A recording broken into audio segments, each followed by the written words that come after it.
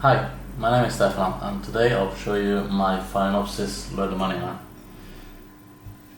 This Phalaenopsis has 2 spikes with 4 flowers, but to be honest I can't take much pride in that because when it arrived it already had the spike and it just continued the buds, so it was very good.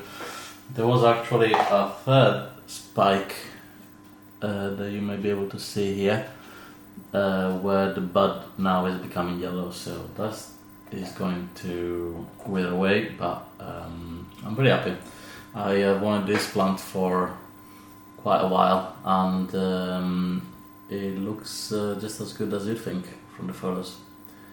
It has a very sweet scent, and now that it has 4 flowers opened, I can definitely smell it when I open the greenhouse to water my plants.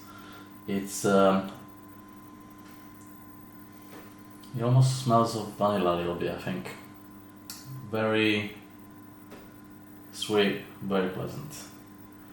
And as you can see, the flowers, they naturally tend to point down quite a bit, so I could actually recommend adding something to hold them up.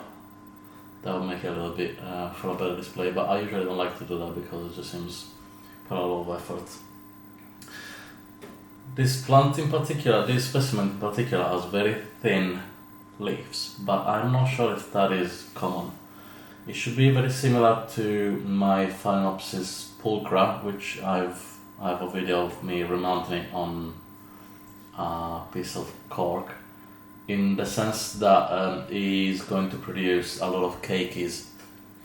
And if you have seen the video of my Phalaenopsis pulchra, you may know that it's something that I do like, but at the same time it also makes the plant look a bit messy in the long run. But I'm looking forward to get some cakeys from this plant, and at the moment there's only one, so it doesn't look too crazy.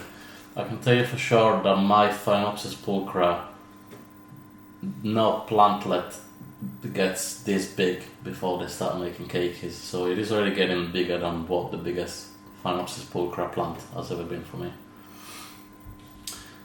This plant is named after Lueddemann, who was a French grower, and I've got this plant from Spice Exotics, and I have a unboxing video of that order. Actually I have an unboxing video of another order from Spice Exotic, but not this one. As you can see, it is in sphagnum moss, and that is not the best, but I think that that's just how they grow young plants in the nurseries, and I usually repot them immediately when I receive them in sphagnum moss, but with this one being in flower I didn't want to take any chances. So for now I left it in the sphagnum moss, and I just want to repot it when it has finished flowering.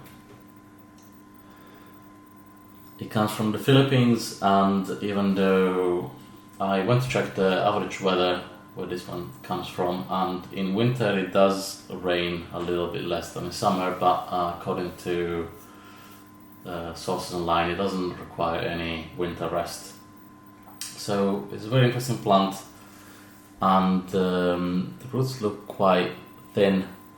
I'm really looking forward seeing how it is going to develop after these flowers are over. Apparently they are very long lasting, they are waxy, the texture looks very similar to what Phalaenopsis pulchra's texture is like, if you've ever seen one of those. And you may also notice that they are a little bit closed, in the sense that they're not, the petals and sepals, they're not completely flat. They're a little bit, the flower looks a little bit as if it still had to open.